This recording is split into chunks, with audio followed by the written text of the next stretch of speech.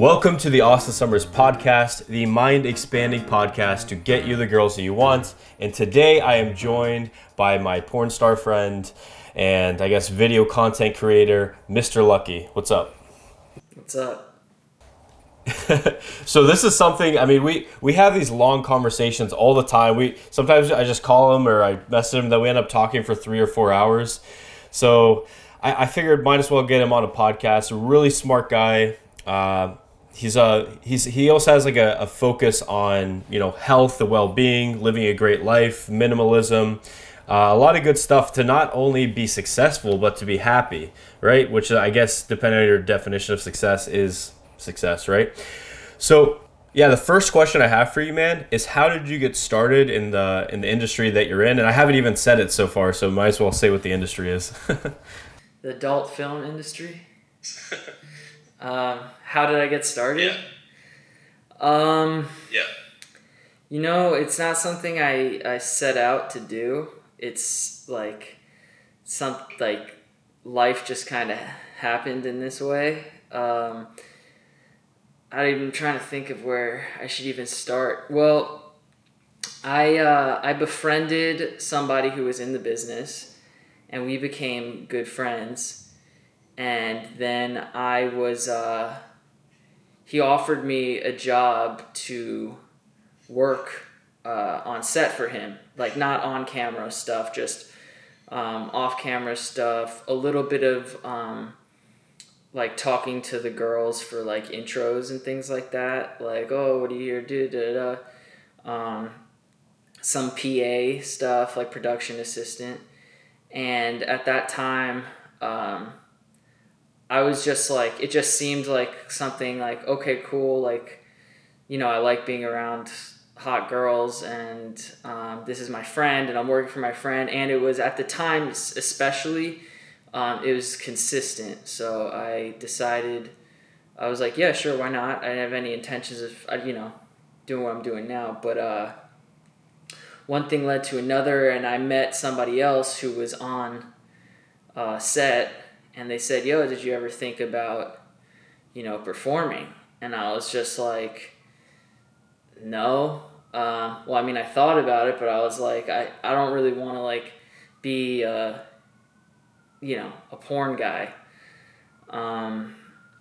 Pretty much along the lines, if you can't tell, I was like, I don't want to, like, show my face or anything. I don't want anyone knowing who I am. And then he said, well, there's a site and they're looking for a new guy who's like never done it before, but it's all POV, which is called point of view for people that don't know. So your face will never show. And I was like, fuck yeah, let's let's try it out. And so I went in one day and then it worked out. I don't know how like vulgar I can and can't be, so I'll start more tame and then we can maybe work our way up if it calls for it. Okay. I showed up and I did what I had to do, and it worked out well, and they kept calling me back, and so that's how I kind of got started. Yeah, and Just right off the bat, I mean, you also got started in Los Angeles, and I think there's a cool thing with if you're in that industry is that number one, you're making money, but you're making money while banging girls, or at least like you said in the beginning, being around really hot girls. And if there's anything about Los Angeles, it's like everyone's so spread apart. The logistics are horrendous for like meeting up with girls. So like, you meet a girl and, like, for example, I met a girl who lived in Malibu, and then I lived in the Hollywood Hills, like Beechwood Canyon. It's like, dude, it's an hour or more of driving just to hang out with them.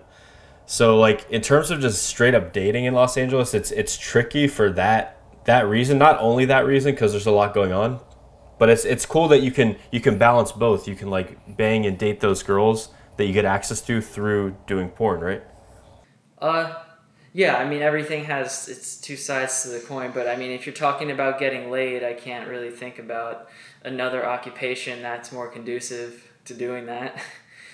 But maybe dictator. Maybe if you're a dictator of like Wadia.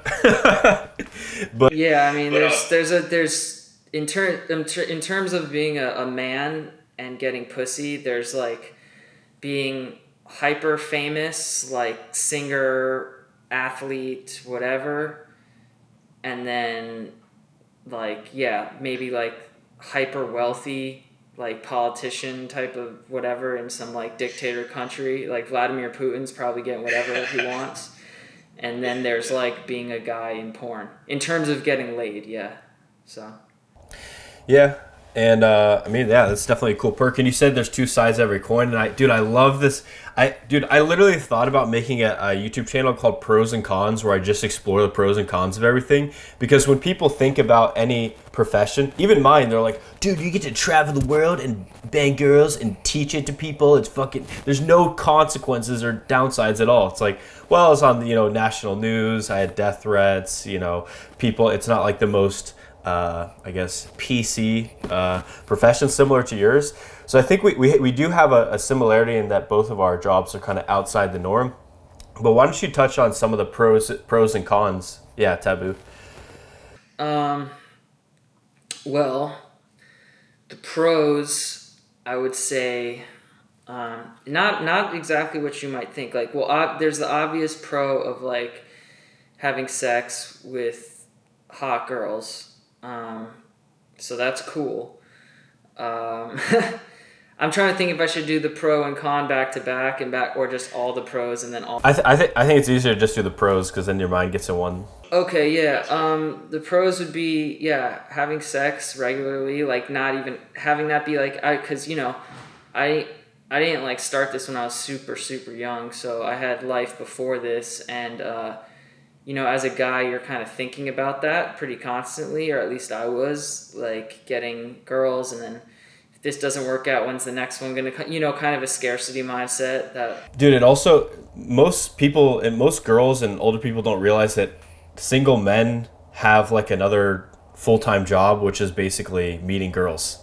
It's like it takes up a lot of our time, right? Or they completely deny it and they just are lonely as fuck. But yeah, I would say that when am I having sex again is like an afterthought. As a matter of fact, it's like when do I get a day off or a couple days off to just chill is more like a treat now for me. So yeah, the pros would be that.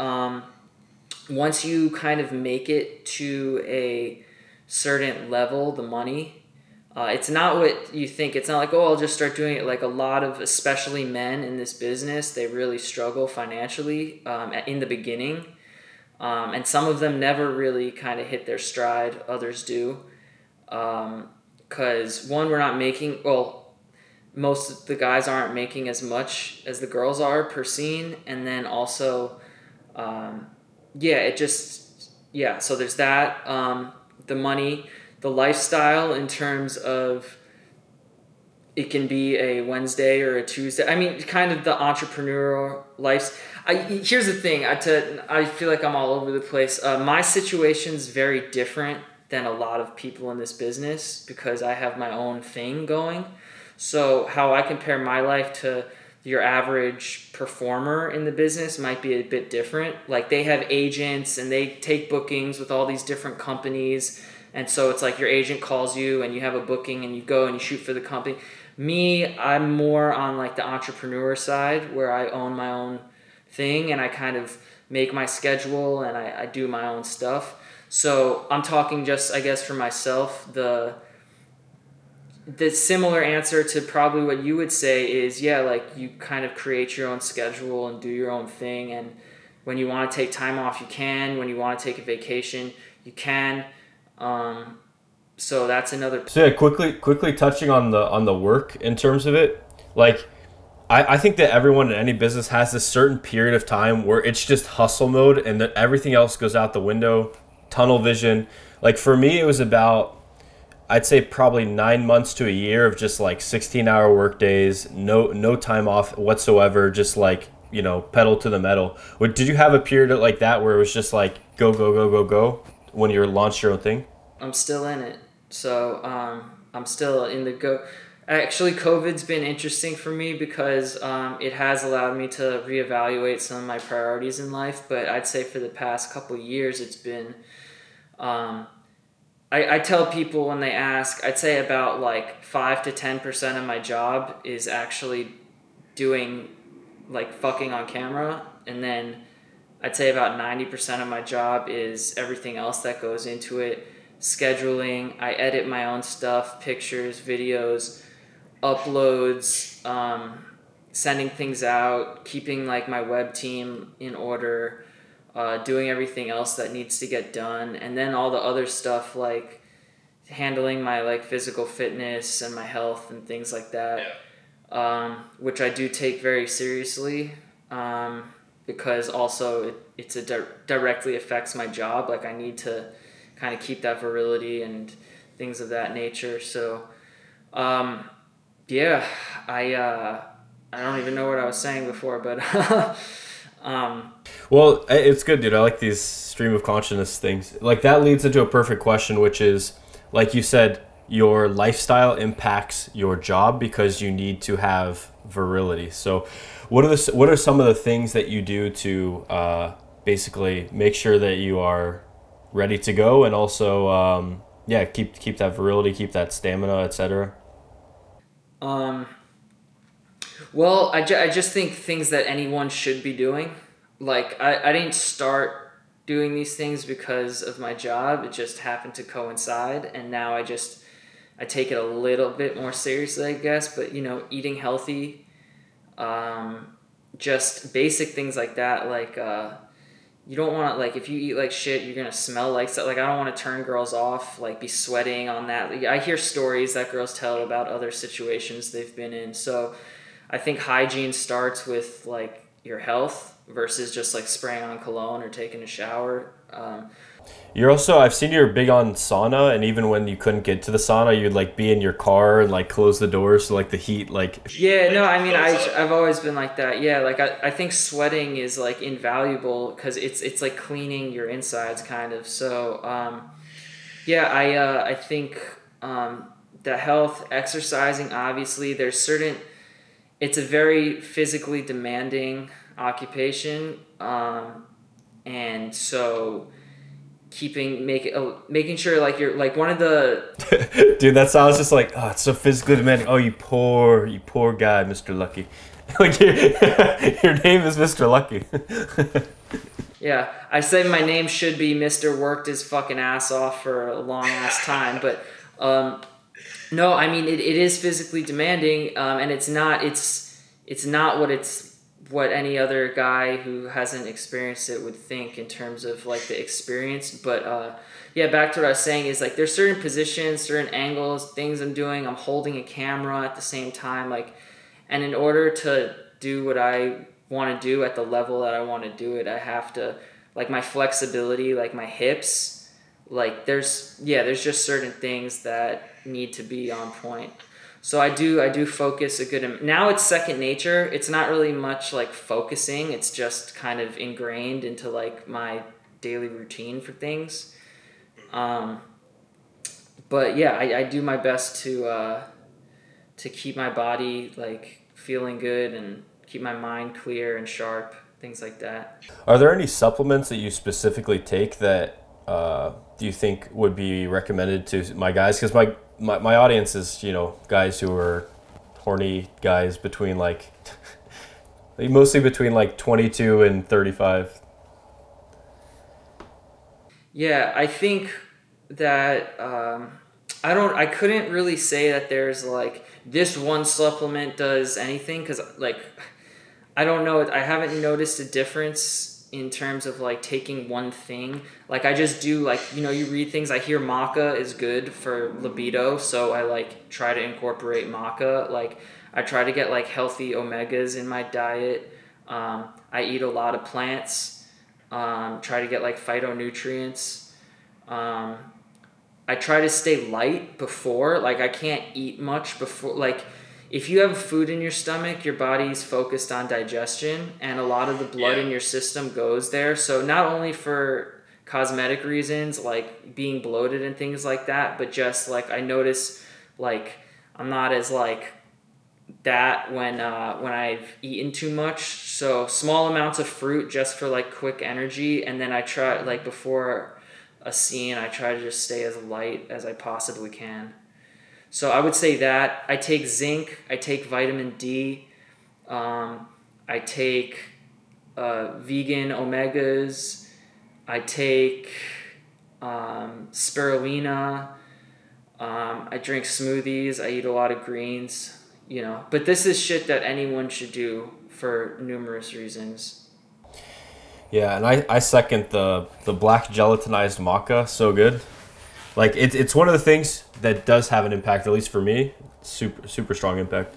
Yeah, beets are good for like nitrogen in the blood, which helps vasodilation. So it's like obviously more oxygen and more blood through your body. So like beetroot powder. I haven't tried the powder. I like to blend beet greens. And it's actually like if you have any farmers markets by you can go, because a lot of people when they buy beets, they don't even want the greens, and the farmers will rip the greens off and sell the beets. Like I've gone to farmers markets and just been like, yo, you got any beet greens? And they generally have like these buckets in the back, and they were going to throw it out. They just give it. So juicing that or adding that to salads, I think they're sweeter and tastier than a lot of greens. Anything charred, like red chard, things of that nature are going to be good. And let's go back to, I mean, well, yeah, pros and cons, but I also think like there's a lot of similarities between what you do and what I do, in terms of like people think that all I do is talk to girls, whereas like the vast majority of my time is spent like coaching students.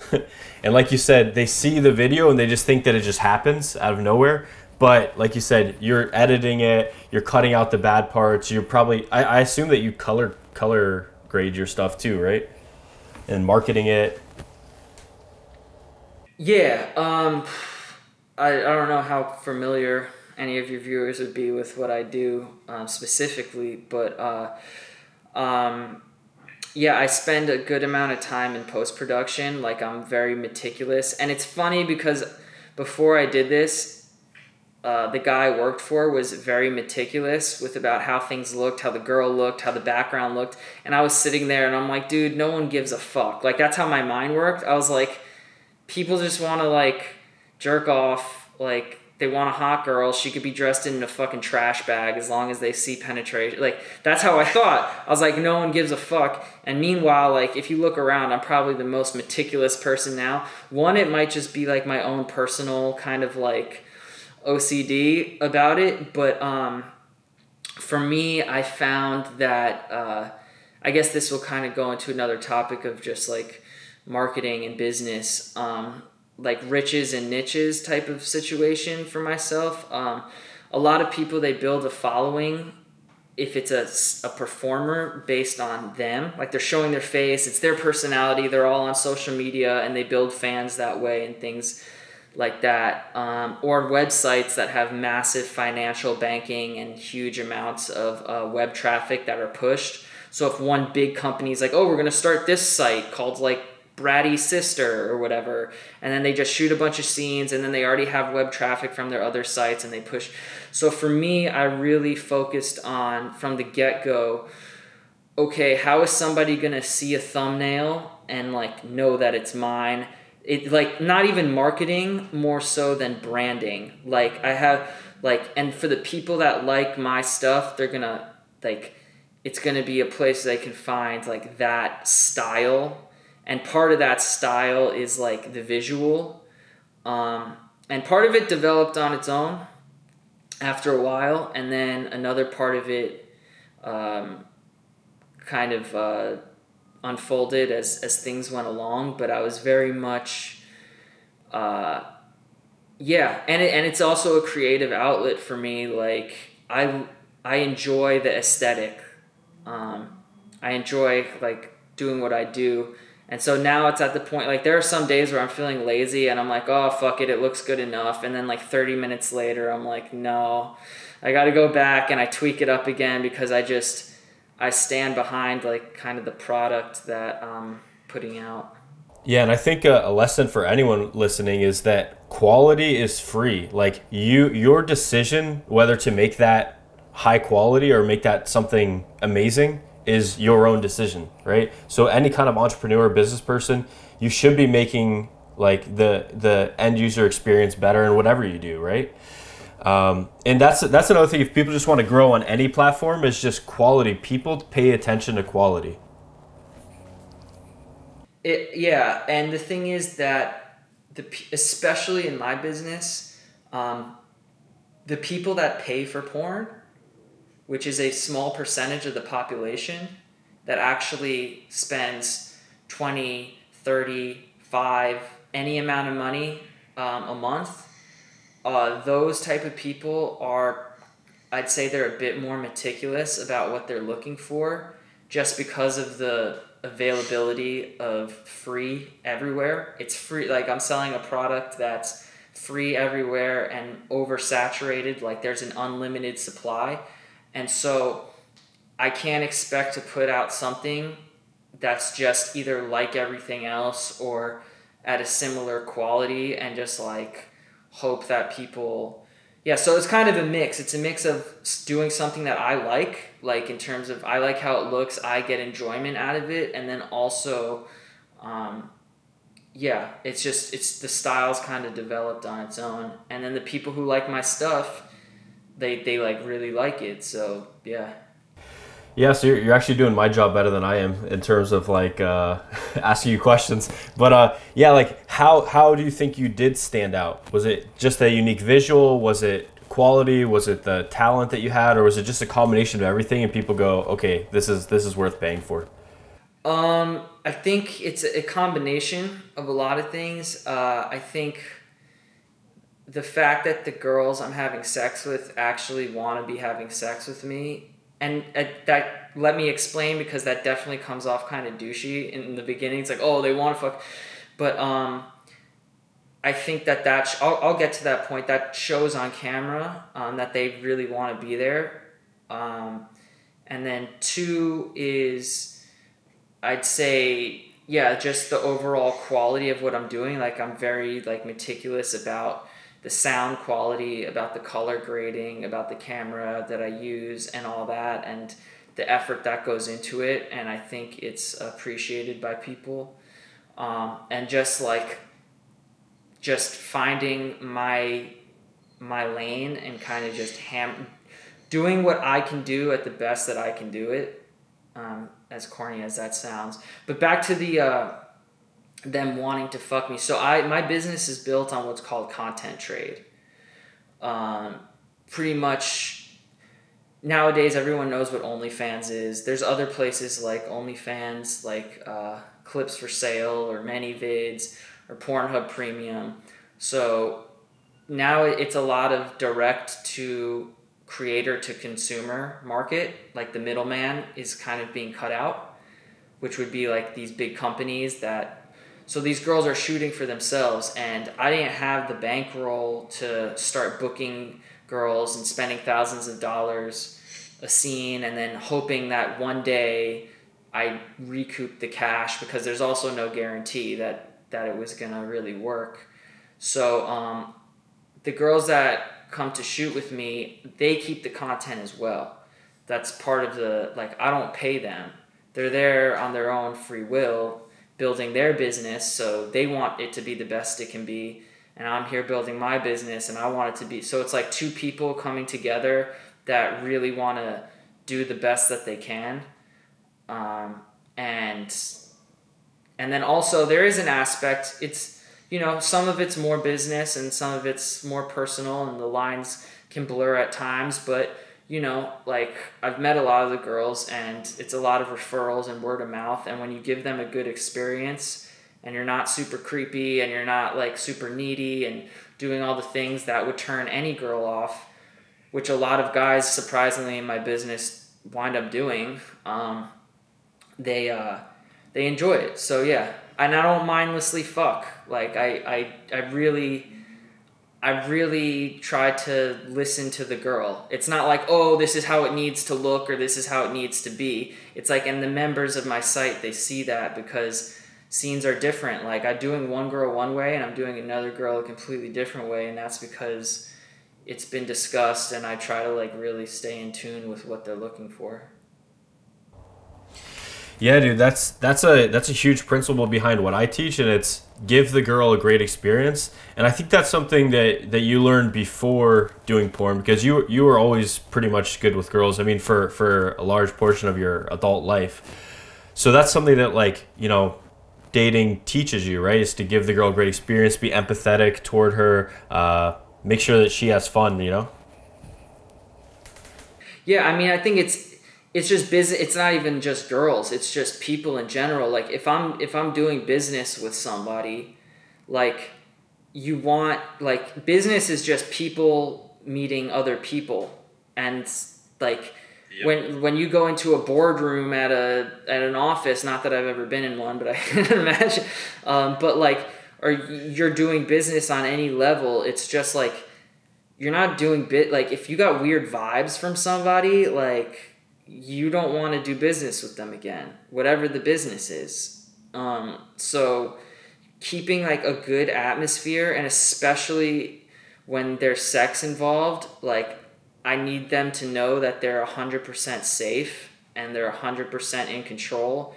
And just not only is it morally a good idea, but it's just like even on a business, even if I was the biggest piece of shit in the world and the only thing I wanted to do was make money, it would still be a good idea to like be a good guy to them. So it just kind of works out on all. Yeah, 100%. The main principle behind that is just win-win, right? You're making sure everything's enough win for the other person, right? So yeah, and putting yourself in their shoes, which is a very useful thing for guys. And I think I think one of the things that does help with that is psychedelics, because you're able to more, like, men typically, we don't have as much agreeableness or empathy as women do.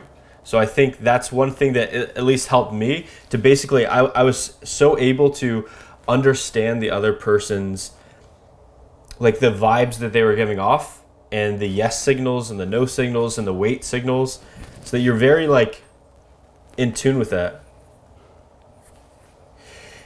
And what you said with business is so true. Like, if you go to a networking event, knowing like the skill of game, or the skill of, like in your case, dealing with women, right?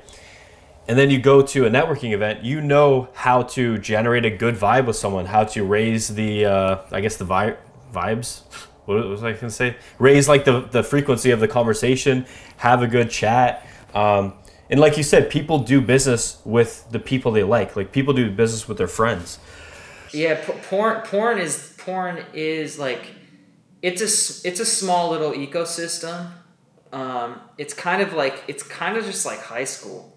Like, as weird as that sounds, like it's just like the beginning was the hardest for me to get going and build like a reputation and really start. But now it's at the point where I, like, most of the girls that are coming to me to shoot they're coming exactly that. They're coming to me. It used to be me reaching out as respectfully as possible, trying to find the balance between being persistent and not being like needy and annoying, and if a girl said, yeah, but like in a few months, and then keeping it logged in a list, okay, hit her back up at this time, because you don't want to be the guy who's like, can we shoot, do you want to shoot, like, so but now it's just like girls send other girls to me because they all know each other and they all talk, and when a girl's looking to shoot and they're like, oh, who's a good guy to shoot with, like, I get a lot of girls texting me saying, hey, I got your number from so and so, like,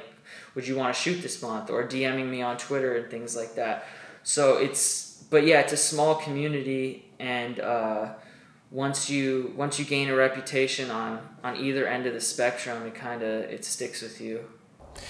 Yeah, that's super key. Like, I think in any kind of internet-based business now as well, because you ever read, like, The Thank You Economy by Gary Vee? He talks about how, back in the day, people would just do business with people they knew in their town, and then as things grew and grew and grew, they did business with these larger corporations that don't really care about them, and they can kind of fuck them over a little bit more. And then it's like since the internet and since a lot of businesses are on the internet, you have to have a good reputation. I can't go out and fake infield. One fake infield means my whole fucking channel's nuked pretty much, right? My reputation matters. I have to give the students a great experience. I have to give my immersion students like a life-changing experience, my mentorship students an amazing experience. I have to create amazing content that is real, authentic. Like, your reputation matters, I think, in a lot of areas of life, right? Yeah. And I mean, again, like you said, it's the win-win. It's like the thing, like, you'll get a good reputation if you're doing the things that you just should be doing anyway. Like, if I knew that this girl was in her own bubble and would never speak to anybody ever again for the rest of her life, I would still treat her the same way, because that's just like how you should treat somebody. But it's just a win-win. Like, it's an upward swing because that's not how the world works. And so when you do doing the right thing is always the right thing, pretty much. So Yeah, and it's not just and it's not just to attain something or get some end result. It's because later on, you look back a year later and you look back on, let's say, some time that you did something wrong, you feel shitty. And like, I think a lot of people maybe are holding on to some of the bad decisions they made and kind of like making an identity around that and kind of feeling shitty about themselves. I mean, no one's perfect, and I think you should apologize and reach out to those people that you have wronged or haven't been super fair with. And then going forward, you just do the best that you can do. And like you said, it's just what you should be doing anyway. yeah, we all make mistakes. I was just massively fortunate that I had I hate this word because I don't hate the word, but it's just like overused. But I had like some really good kind of mentoring in the business. Like, look, there's a dark side of my business, as there is everything. There's a dark side of the medical industry, on Wall Street, on pickup, there's a dark side of every industry. Every single thing. It's more pronounced in mine because there's sex involved, but everyone that I've had, like, since getting in, the people that have been closest to me have set like a very good example. And they're all people that have stuck around for a long time, because to have any sort of real longevity, generally speaking, especially in my business, like, you got to, especially with the internet and with the access to information, or if something goes wrong and a girl hits Twitter or whatever, like, you got to be doing the right things. You got to be doing them all the time. And I've been, part of that I had to learn, because you're also dealing with a lot of egos, and you're dealing with some bitchiness, and they're like mini celebrity, like to a girl, a hot girl with 1 million followers on Instagram and who's making $50,000 a month or $100,000, like, in her mind, she's like, some of them, not all of them, or a guy, I'm just saying girls because it's my particular experience. It's like you're dealing with a mini celebrity, they have their fans, they have their money, they are treated special in certain areas of their life. And so it's part of it, the business is dealing with different personality types. Like, and I'm not saying it's like every girl, but there are definitely girls in the business that they're more difficult to deal with. I don't really have many issues because I'm just like real chill about things, but like, I can see how if I had a shorter temper, or how I didn't respond properly, how things could potentially go a different route. But that's, again, because I've had some really good kind of mentors that have been like, helped kind of show me how to manage and deal, like, so yeah. All right, Ty Lopez, get a mentor. So I want to start going into some aspects of, like, I guess, dating and sex. So, quick question: do you have sex outside of porn now, or are you dating girls outside of porn? Would you date inside of porn? What's your dating and sex? For me, in terms of I would date anybody. It's not like I would set some weird rule like, no, I would only date a girl in my business, or I would never. I'll date anybody who, like, I would want to date. Like, the question is more of like, in terms of outside the business, it's definitely on the more difficult side to find a hot girl up to the standards that I'm looking for, that's also who has as many options in the world. Like the type of girl I want is a type of girl with a lot of options, and those type of girls in the non-porn worlds generally probably aren't really looking to date a guy in my business. I'm not saying it's impossible, but it's definitely like the picking is slim. And I don't really, to be honest, the only reason I fucking left the house to go out at night before I was in porn was to go get pussy. Like, I never was into drinking. I wasn't like, oh, let's go watch the game with the boys. It was like I went to a bar with the hopes of getting laid. That's just the reality of who I was as a person before I was in this business. And so now that motivation's kind of depleted, and I have such a net and circle of girls in my reality that... so would I date a girl outside the business? Sure. But is it likely, like, at this stage in my life? Probably not. And then, it's definitely complicated dating while doing what I'm doing. Yeah, I don't know. I kind of just rambled on. Yeah, no, I mean, that makes sense. And, like, dude, to find a girl outside of your industry, she'd have to be, like, as mind-blowing in bed as the girls in your industry, and as open-minded and sexually adventurous, and like just as like a default, right? And then beyond that, have the other qualities you're looking for. Yeah, the second question you kind of had was, do I have sex off camera? And it's like, yeah, but it's like I'm real selective. Like, I gotta really want to, because like otherwise it's like not even worth it for me. Like I might as well, you only have so much in the tank, and you only have so much sexual drive. Dude, this is the question I want to ask you is, are you, like, for me back, like, my main times when I was, like, in a rampage, just, like, closing girls all the time and had girls in rotation and a girlfriend or two, it's like, dude, I wasn't blowing a load with every girl, but you kind of have to for your shooting, right? I would literally have sex 3 times and only blow a load on the last time to, like, keep the reserve in the tank, right?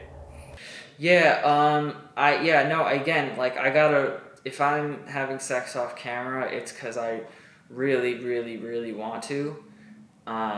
Otherwise, yeah, there's just, like, I have, like, really no desire to do it. Like, because before it would be, like, you're doing it just to do it, because you, like, want to get laid, like, and you're fucking, like, before I was in porn, like, there were girls I wasn't even that attracted to, but I was doing it because you could, because you got to take that opportunity, like, don't pass up getting laid, like, that was my mindset, but now it's, like, I gotta really want to do it, so, yeah, I'm definitely, like, more selective.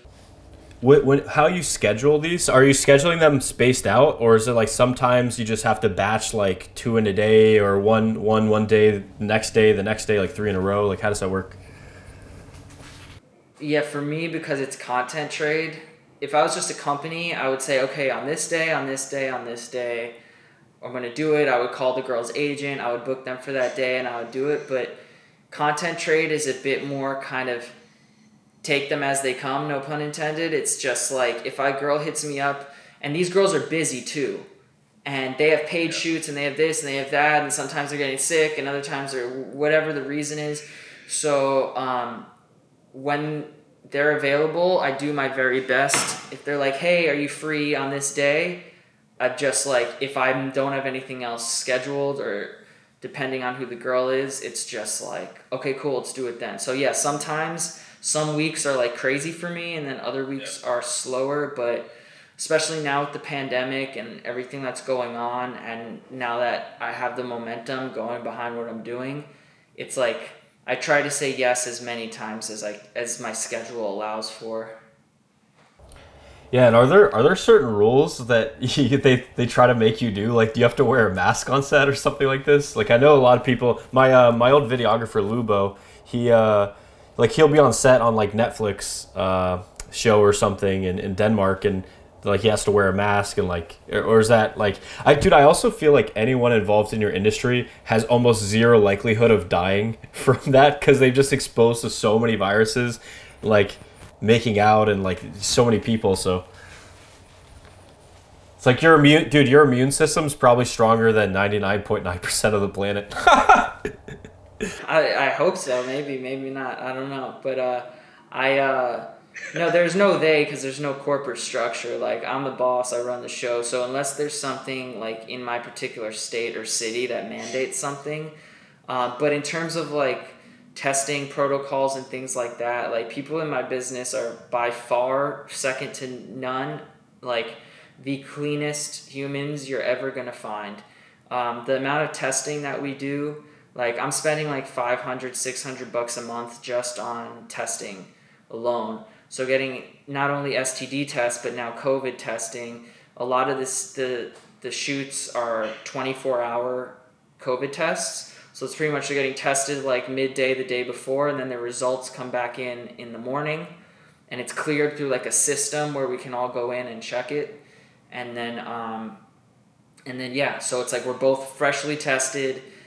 And then even other than that, like, it's not in anyone's interest to go being dirty or go doing sketchy stuff, because we know, like, we're gonna have to, like, if you're not in porn or whatever, it's like you go and you fuck some random guy and you don't potentially bringing stuff into the industry. Well, yeah, but also like the amount of money you might lose out on if you have shoots coming up. Like, you know, you're going to be going to test in a week or in a couple days or however long. So behaving in like that type of manner, like, it's just not conducive to the business. I mean, we're human, we all have flaws, but no, we try to stay really fucking clean. Like, obviously the basic hygiene stuff on top of that I'm really strict on. Yeah, like, I'm doing like fucking tons of laundry, but yeah. Okay, so dude, I have so many questions. So one question quick, or one thing I wanted to touch on is the fact that you kind of have to be like not a minute man. You have to like make it easy for them because, like you said, they're busy, they're famous, they're stressed out. You have to kind of fit their schedule into yours a little bit. And for anyone that's looking, and like my audience that wants to get laid, you should be kind of like a minute man. If a girl calls you up and you're like, you can push something around, like you were gonna go to the gym, but you're like, you know what? Just get it in, right? If that's your main goal at the time, like, you got to be accommodating in that sense. And same thing in business, dude. I had a guy. He actually took a trip, so he did psychedelics, and then he had so many like questions on life he wanted to ask me. So he just hit me up. It was like 3 a.m. or something. He's like, "Hey man, I just finished coming down for a trip. Are you down for a call? I'll pay for it or whatever." And I was just like, "Yeah, like if you're a growing business, if that's your main goal." Like, you have to say yes more, right? And same thing with girls, you have to say yes more. The other question I had for you was, are you, like, you said you do tons of laundry. You're cleaning your bed. Who cleans your house? Like, if these girls are squirting all over the place, like, do you, like, mop it up afterward? Do you have, like, an abuela, like an old grandma that comes in and cleans it up? What's the deal? My mattress has a what's it called? Waterproof? Like a waterproof / like bed bug proof whatever thing around the mattress, and then on top of that I have a topper, which is also a liquid proof topper, and then on top of that I have the actual bed sheet, and then on top of that I'll throw like a throw blanket on. So there's like layers, so nothing's actually going to get to the mattress, generally speaking. And if there's like a scene or a type of girl who's like, it's going to be like a wet one, because not all girls are like that, yeah, you just prepare accordingly. I guess I don't know what else to say about it. And then whatever needs to be washed gets washed, and that's pretty much it, you know. Be interesting to like take like a black light or something to your house and like just see like. Dude, a porn house is like, if you're going to like a proper porn house, it's the cleanest. Again, just like it's like counter. It's cleaned every day, right? Because it's like, yeah, dude, it's like, what other house, like, what friend do you have that has like a leather couch that's getting wiped down with antibacterial wipes literally like every day? Like, it doesn't exist. Like, I choose my bed over some random fucking college student any day. Like, I choose I choose, if I had to just blindly stick my dick in a hole, it would 100% be a porn girl versus a random girl. Like, the way I look at people who aren't in my business, like, I'm pretty sure like everyone has a disease. Like, that's how I look at them. like how often, realistically, how often are people getting tested before? Once a year. Never. I had a girl tell me, so speaking of getting laid off camera, I had sex with a girl outside the business a few months back. It was like a random thing. I wore a condom. But I asked her afterwards. She was like, "Oh, don't worry," or she tried to have me not wear a condom, and then I was like, "No," like just because it just wasn't worth it. And it was actually kind of funny because she's trying to play the whole like, "Oh, come on," like trying to like seduce me, not realizing how fucking like it just It's doesn't not happening. it just doesn't work on me at this point. So in that. And also, like in a meta sense, she's probably saying that to other people, which means it's a. But the point is, and she said, I go, when was the last time you were tested? And she goes, oh, good, I was tested recently. I go, oh, when? And she goes, like 4 or 5 months ago. So I'm just like that's what recent is to people. For me, recent is like 3 to 4 days. Like a long time ago is like anything over 2 weeks. So. Yeah, and another thing. So in do you know about promoters, right? They're often called what their condition is, like they have golden handcuffs, which means they have this like insane lifestyle that when they step out of it, they kind of lose. They lose the access to the venues, the exclusive parties, yacht parties, whatever it may be. And through that access to that's how they get access to hot girls that want to go to those things and really cool, successful guys who want to go to those things as well. And when they step out of that, they kind of lose that as well. And do you feel like you have some kind of golden handcuffs where your lifestyle is so crazy, like men would literally kill to have the lifestyle that you have? Well, they think they would. They would kill to have the lifestyle that they think I have. They wouldn't necessarily kill to have the. But what I'm saying is you do have a cool bonus, which for most guys, there's like 4 things that guys want in life. They want freedom, money, girls, and status, and that's like you have one of the 4 like on lock. Do you ever feel like you do have those golden handcuffs where it's like an amazing lifestyle? I have more than. If you leave, you don't. I have more than one of those 4, but no, I'd say I mean, would I be fucking as many girls? Like, probably not. Like, at this stage of my life, is it something I like even care about doing? Once I like I'm figuring out my exit strategy. I'm like, when am I gonna have to like not do this so much? Yeah. So maybe it's not something I've put much like thought into or something that I really feel like super attached to. Like, I think the idea of like having a time of celibacy at some point is actually like really inspiring to me. So and the whole like getting laid all the time and fucking a lot of different girls, like it's not something that's super, like it's not on my priority list at this stage in my life, oddly enough. It's like I also think you touched on something interesting. We'll go on the exit strategy later, but I think that people that have crazier lives, typically they need the balance somewhere else. I know people that, for example, Eric Andre. He has this crazy show. He breaks desks. He trolls people. He has a crazy life in that sense. But the other side of his life, he meditates. He eats salads. He likes to be alone. There's like the world craves for balance, right? Or everyone craves for something. I mean, here's the thing: is like my life isn't like crazy. Like it's different, but like when I think of crazy, like dude, I'm watching these guys for Red Bull like jump off cliffs in wingsuits and. But for both you and him, they're normal. But what I'm saying is like I don't like compared to like working on like the floor at like Wall Street, like that's probably a more hectic, crazy life, or working in the ER or being a brain surgeon. Like these are things like a lot of like when I think of crazy, like literally it's different and it's unique, and because there's sex involved, it just triggers like certain things in the human brain that are just like whoa. But like the reality of the day is like the girl comes, she goes in hair and makeup, like we do some paperwork, we talk about things, kind of build up a vibe a little bit. It's like these little like mini like dates, and it's like we fuck a little bit and then like she leaves. and then I'm back at my computer like editing and making business calls or going to the gym or making food. It's like there's like a lot of different girls and it's cool and like, but like it's not like it's not like people think of porn, they think it's like, oh, like cocaine and sex parties and all this stuff. It's like, it's really like there are little highlights, there are little moments like AVN or like before COVID, like there'd be like a party and a lot of porn people would go and like things would get kind of wild. But other than these like little blips in the radar of like really heightened kind of stuff, like overall, it's just not a crazy lifestyle. Yeah, and I think one thing with all those people, all those different professions you mentioned, it just shows how quickly something can be normal for you. Like my lifestyle of like, let's say meeting new girls or closing them or dating multiple girls or whatever, for many people is like insane.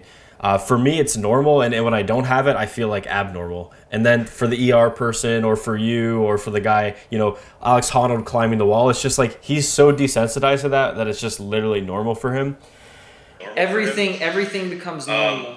Everything to the human person, like a long enough exposure to anything, it just becomes what is normal.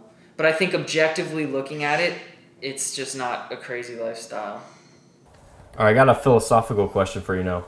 So you mentioned something that, like, when some kind of job or whatever involves sex, or the idea of dating or sex or finding your partner or whatever, people have this like some people have a very intense negative reaction to it. I remember when I first saw like pickup and game online, I thought it was like I was getting exposed to one of the secrets of the universe. I was like, thank God I discovered this. And there, one example I'll give is there's a movie called John Wick where everyone's just getting annihilated, dead, falling over, heads exploding. There's like hundreds of people that he kills in that movie. People like the movie, but no one wants to die. And then conversely, there was a movie where the director got a blowjob on the movie while it was happening. It wasn't shown, but it was like you could tell he was getting a blowjob. People walked out, negative reviews, like protests, like what. Even though everyone wants to have a blowjob or like connect with someone sexually. So what do you think is behind the negative reaction to the idea of sex that a lot of people have, and a lot of, forced on your industry or my industry? What do you think is causing that? Yeah, I think there's definitely parallels between what you do and what I do. There's obvious differences as well, but I'll speak for myself. There's the classic. It's a point that's made. It's brought up. It's like we can show death, we can show violence, we can show all these horrible things, and nobody bats an eye. But if you show a tit, it's just like all hell breaks loose. Hold on, I'm wondering if my camera's about to turn off. But after 60 minutes, oh no, it's still going. There's multiple reasons. One is like the media. Again, desensitization. Like we see violence on the news so much that it's just normalized to us. So it just doesn't draw as much. Video games, everything, like growing up, movies, and it's like the violent guy's like the hero, like Rambo's like the hero, like, or whoever. So there's that. We're just desensitized to the violence aspect, and we're a lot less desensitized to the sex aspect because a lot of people aren't shown that or seeing that. I think a lot of it's like religious beliefs, shame, and things of that nature that are pushed onto people about sex in general, that it's like a shameful act, and that there's a lot of pressure kind of placed on it. There's certain sects of the feminist movement. So it's really interesting with the feminist movement because some of them are like so pro sex work, like female empowerment and things of that nature, and then there's like the other end that are just like every girl who's having sex on camera is a victim and so on and so forth. So there's a lot of different reasons. I think a lot of it is shame, and then there's some of the damage we've done to ourselves as sex workers, because ways like certain public figures have behaved and things they've said, or like if a girl decides to leave the industry and then she like part of her way of like reconciling with what she did is like speaking out against it. And I'm not, really, like, I'm not no one to judge, because maybe she did get fucked over, and she had a bad experience and that was her experience. So I'm not saying it's true or it's not true, but there's just a multitude of different reasons as to why society kind of cracks down on what I do and my business. Yeah, I always thought that was strange. Like, a girl's from like the Midwest, she flies out to LA to do this, and then does it for years, and then when she leaves, she's like, I got trapped. It was horrible. Like, Well, it can be that, it's, here's the thing, like, is it just like she wants to start the next phase of her life? I mean, every situation's different. I think some girls, I think 18's too young to be doing porn, honestly. I think the age should at least be 21, if we're being 100% honest. I think just giving people a bit more time to realize what they're getting into is important. So I think, the changes you go through, the person you are when you were 18 versus the person you are when you're like 24, it's like it can be for a lot of people, it's a complete transformation. And if you spent that entire time like doing porn, you can get tempted into things, especially, if you're from a poor background or a poor family and you're looking for a way out. Like, some girls think it's a way out, and I do think it's sad, because that's not why you should do this. You should do this because you really want to have sex, because you want to travel, you want to do those types of things. I don't think that this is a good business for anyone who like views it as like running away from something else that they think is worse type of thing. You got to do it because you want to, but there's no real barrier to entry, that is like a part of the industry. That's just the reality. It's like any decent looking or not so decent looking 18-year-old girl like can call up, and before you know it, they're on the internet having sex. Yeah. So I mean that's part of the reason, why society does look down on it, I guess you could say too, is like it's not like a perfectly cut like black and white thing of it's good or it's bad. Like, there's a gray area that does exist, and it would be dishonest to deny that.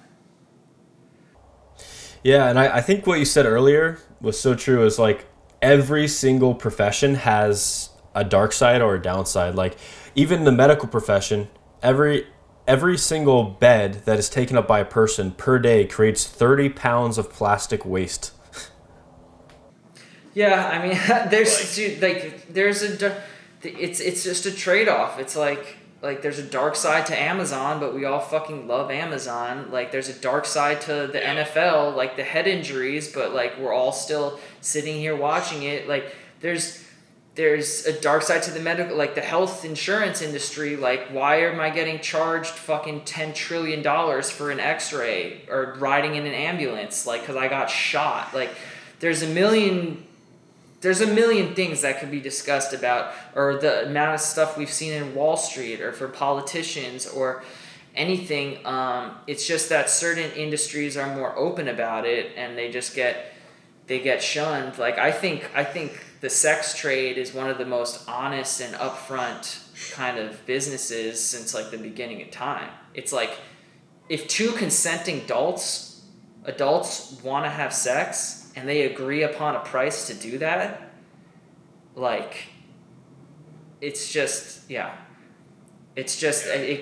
messy, because it's like, okay, then you start questioning, well, why is she doing it for money? Would she be doing it if it was for free? It's like, would anybody do any of their jobs for fucking free? Like, stop asking that question. Like, oh, she needed money, that's why she did it, and she's a victim. It's like, Everyone needs money. So does the person sitting at their cubicle that fucking hates their job and goes and gets wasted on weekends because they want to escape. Like, yeah, like that is a reality for some of this. And then there's other people who love their jobs and they go to their job and they're getting paid to do something they love. And I'd say there's an equal ratio of that in my business. It's just, when you look at it objectively, just the parallels to everything else, it's like pretty much the fucking same. Yeah, I agree. Do you think prostitution should be legal in the U.S.? Yeah, I agree. I think some of the cultures with the best dating culture are cultures that also have legalized prostitution, because the women don't just hold sex over a man's head to kind of manipulate them, because the man could just get sex for $60 down the street.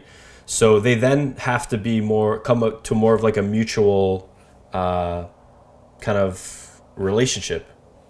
Well, yeah, I mean, again, it goes back to this, like, there's this allure to sex, right? It's like this forbidden thing. And then, like, generally speaking, with a sexual dynamic, like the woman tends to hold a bit more of the power until she gives it up. Like, these terms, like giving it up, it's like, what are you giving up? It should be like we're both gaining. Like, there's no like somebody's giving it up. Like, there's all these like terms and words and things like we don't even realize that are kind of like built into our consciousness of, what happened when you, like, I feel the same way about drugs. Like, what happens with like prohibition, like in alcohol? Like, look at all the shit that went down because we tried to make it illegal and ban it and all these things. And you look at like countries where like children, it sounds as bad as it sounds, like are exposed to these things like younger, like where they're having wine with their parents at dinner and it's not like this big taboo thing. They don't binge drink. And I'm not saying that kids should start having sex younger. That's completely missing the point. That's not it at all. But it's like when you normalize things, like, hey, look, this is the human body. Like, we all have one. Like, we all have sexual desires. Like, these are things that are real and they're okay. And here's how you deal with them. Like, we have literally zero sex education.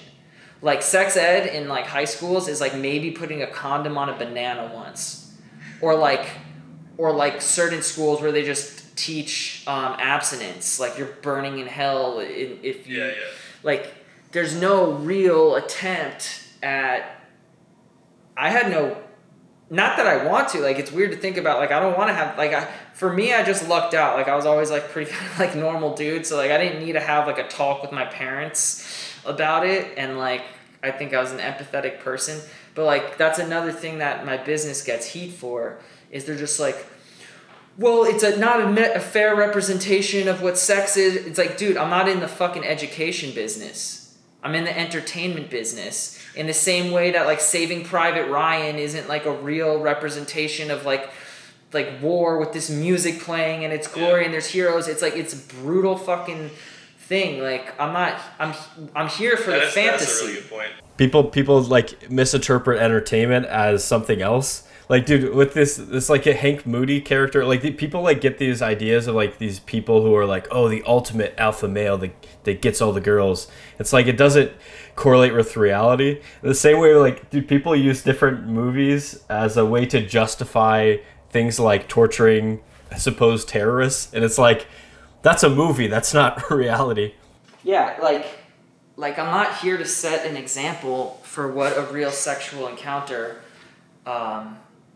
is or should be like. I'm here because I'm selling a fantasy and a form of escapism.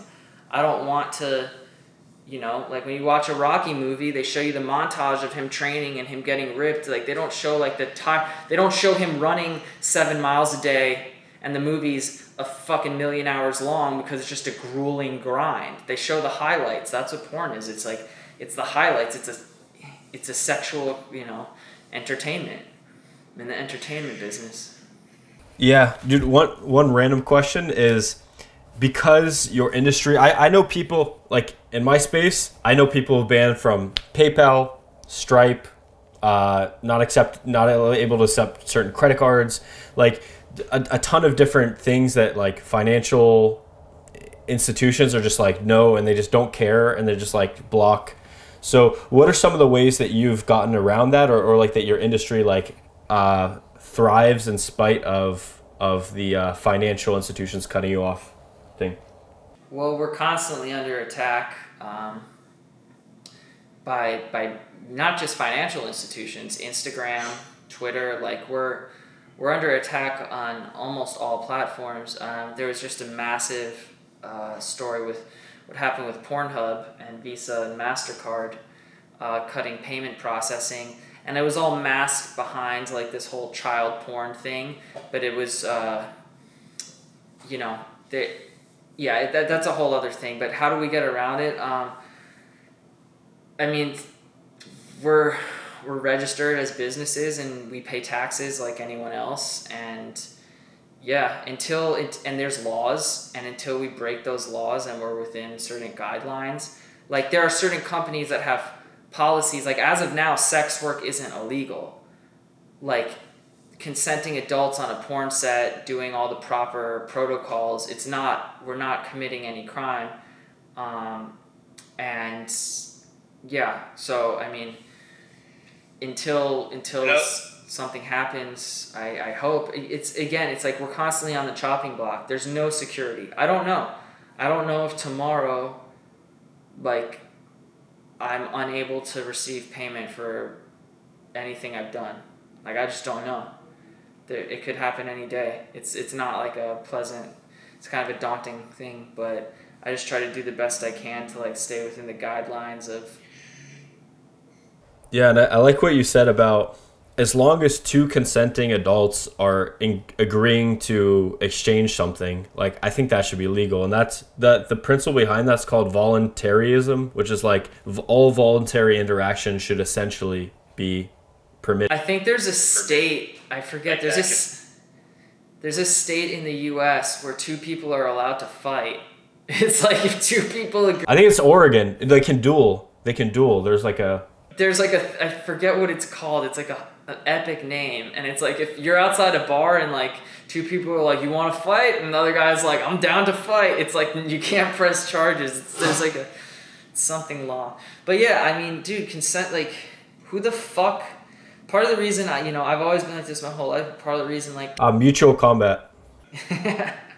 Part of the reason like with porn, like, dude, I just want to live the life. Like, I think it's most people on this planet. It's like, who the fuck are these people telling us, like, who, like, you're not my fucking mom and dad and I'm not a child. Like, I'm, like, if you're not hurting other people, there's no, like, with psychedelics or with drugs and, like, things like that, it's like, what I do with myself on my own free time, or what me and another grown person do on our own free time, like, who the fuck is anyone to tell us that we can or we can't? Now, again, there's a line, like, what's it affect on society as a whole and whatnot? But I think it should be punished based on if something bad happens afterward, right?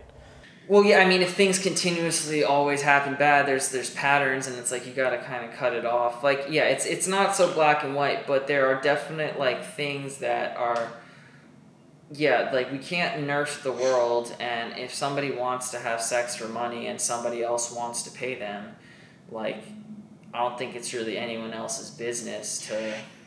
There's one of my favorite psychologists touched on this book. It's called The Coddling of the American Mind, and it's basically like talked about that. It's like nerfing the world, how helicopter parents who like didn't let their kids go out and experience things for themselves and deal with their own challenges, they ended up like just creating these kids that like can't deal with life as an adult, and that's why the whole like cancel culture came from. Yeah, we're seeing the effects of it right now. It's like everyone's offended about something, and because they've never experienced anything. They're not able to be anti-fragile. Another book, Nassim Taleb, is like, if you're fragile like glass, you drop it and it shatters.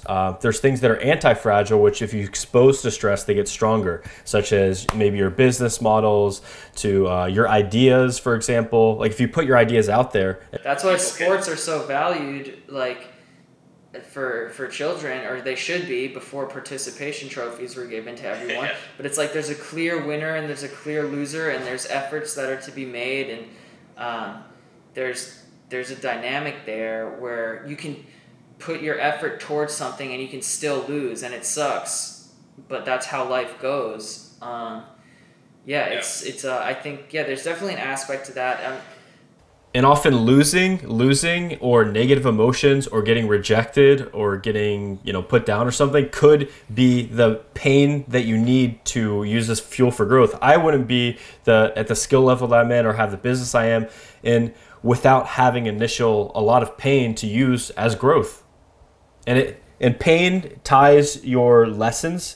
Pain gives you pain helps you encode the memory of like a lesson more than anything else, because you're like, fuck, that was painful. Now I'm going to reflect and I'm going to better myself because of it. Yeah, no, pain definitely allows you to internalize things. It's like you can't. Is that what you tell girls in the bedroom? Pain's going to help you grow, baby. Only if they want it. But no, I don't get off on that stuff either. That's not my cup of tea. But yeah, no, I think it's important that like we have a very sensitized world, and I think my business is at the forefront of kind of that battle on what's right, what's wrong, there is a line somewhere where society should collectively draw that line, and on what is allowed and what isn't allowed, and that's a constant battle that what I do is under, because there are a lot of people that think that's where the line's drawn, like you shouldn't, and then there's other people that say, well, we have the right of self-expression and so on and so forth. Cool. And now let's go back to a topic you brought up before, which is your kind of your exit strategy, like your porn star kind of retirement plan, I guess. Like, I know you have a lot of skill sets. You have amazing videography. You have networking skills. You have marketing skill, business skill. Like, there's so many things that you could move this into. And what kind of is something that is a route that you would like to explore? I don't know that I'll ever fully be out of the business. It's more the performing side. Like, I don't want to be 50, 60 years old doing this. In terms of performing, I do love the business, and I do really like the people and the community. So I don't necessarily want to be out of it completely, but there's only so many years that I can operate kind of at the RPM that I'm going right now. So yeah, I mean, there are definitely there's different strategies in terms of keeping my individual business going, and then there's other just financial obvious motivations things. So just being wise with money and investing, and getting to a point where I'm working because I want to, not because I have to, on a financial level. And then, I don't know, I've never known what the next stage was going to be until the next stage kind of arrived. There's definitely different investments that I'm involved in now, or that I'm planning on doing, things like real estate, things that are cash flowing. So yeah, how anybody really who thinks about their money plans on retiring, that's just what I'm thinking on, except mine's on a shorter time frame. So I'm very much pushed to do as much as I can while I can. Most people are I'll retire when I'm 65. I have zero intention of, I consider retirement, like I said, working because you want to, not because you have to. I don't want to sit on a beach and not do shit. That sounds horrible. They say that the idle mind is the devil's playground. If you have nothing to do, it feels shitty.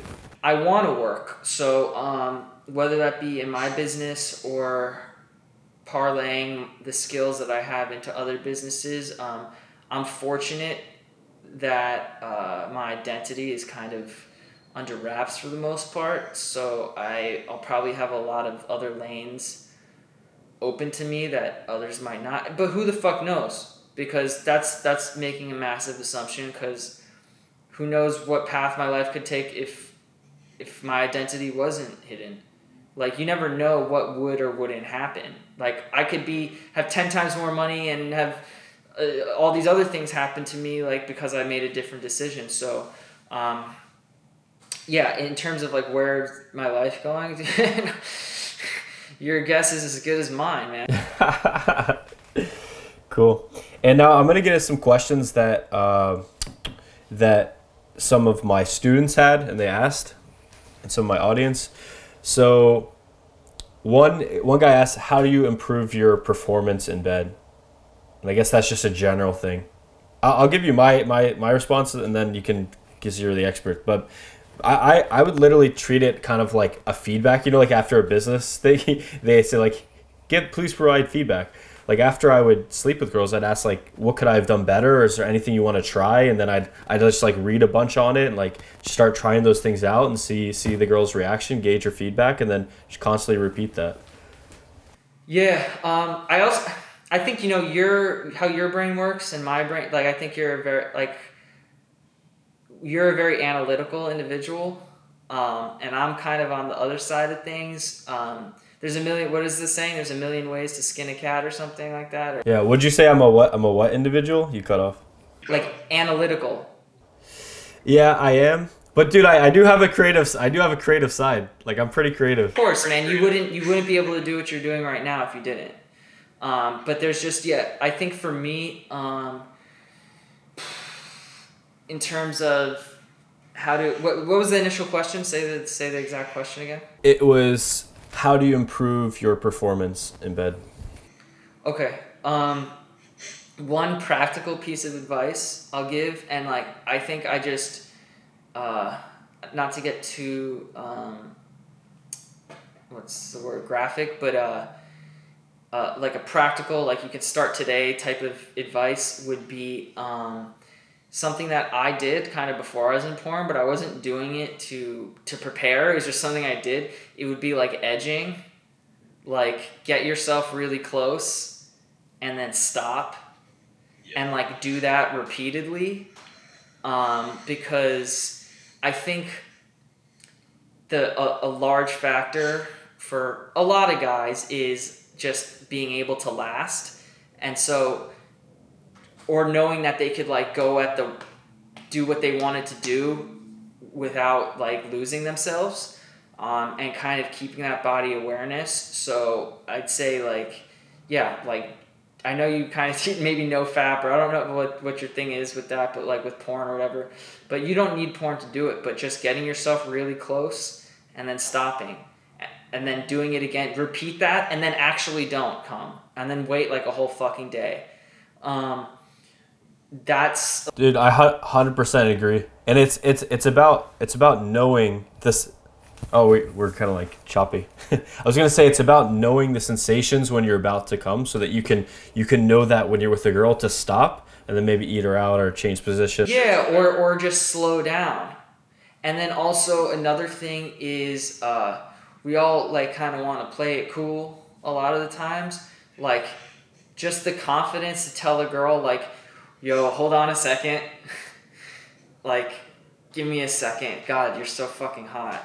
You know, she's gonna feel good about herself. Like, it's not like she's gonna think I'm a loser. No, she's gonna be more upset if you bust in 3 minutes. Like, I promise you. Just like, she'll understand and she'll feel good about herself. Like, so, and there's a level of confidence where you're not like trying to play it off. Like, they appreciate the honesty. So that, and then there's like kind of the mental, emotional side of, I have conversations, like if I haven't been with a girl before, like I ask what she's into, what she's not into. Again, it's a little bit different because I'm on a professional set, and like if I was just picking up a girl from a bar and before we even like started fucking, I was like, wait, so tell me your do's and don'ts. But it's really, because that kind of would kill the vibe, and a lot of times they'll have like a last minute resistance if you stop that like progression forward into sex. So, but it's okay during sex to just be like, how is that? And you can do that like sexy. It doesn't need to be like, how am I doing? Like, it's all the place it's coming from. So it's like, is that good? Or something I like to say is harder, softer, or the same. And the girl will be like, oh, harder. Or she'll be like, oh, a little slower. Or she'll be like, just like that. It's like you're giving them, and it's not like some needy, like, am I good? It's just saying, it's like you're fucking them, and you're like, harder, softer, or the same. If you whisper in their ear and grab their hair or something, they're gonna like think that's, you're communicating. So like, just being open about that.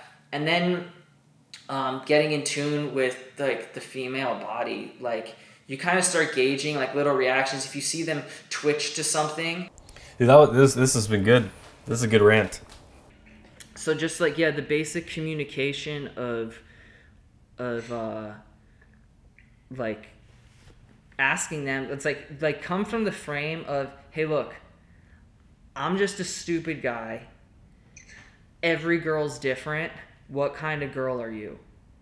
Like, because what, you may have had a girlfriend and you fucked her one way and she fucking loved it, and then you go into the next thing assuming that that's what that girl likes, and like you, like that overconfidence, like, oh, I'm the man, I know what I'm doing. It's like, just, you got to come from just like, you got to be like humble and confident, because like to be humble, like you have, like I've had sex with hundreds and hundreds of girls, and I still ask these questions, because it's like knowing enough to know that you don't know shit. It's like, it's always like the people who just know a little bit that think that they know everything, and then like the more you learn, the more you realize you don't know. So you'll find patterns, and you'll find different things. Like you can kind of start to identify, like group them together, like from the get-go, like, oh, this is what kind she's in, and you can kind of categorize it. But then like you said, afterwards, like or before, sorry, one more thing, and I guess this would tie into like pickup, like you should be talking sexually to girls before you fuck them. Like there should be things that you can kind of pick up on. Like you can ask them, a great question to ask a girl is like, once you're there and it's appropriate, this isn't like an opener, but it's like things like, what are you into? And then you let her say, what do you mean? And you'd be like, what are you into? And then a lot of times she'll be like, you mean like sexually? And then you can just kind of play like, well, if that's how you're taking it, then yeah. You know, because then she's the one who brought it up. But yeah, just things like that, and then you let them tell you.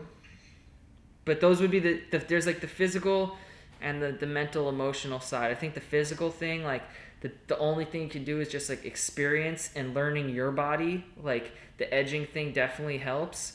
Keeping a healthy diet, so that if you, like, the first sign of like heart disease is like erectile dysfunction. I don't know if it's the first sign, but it is a sign, because you have poor blood flow.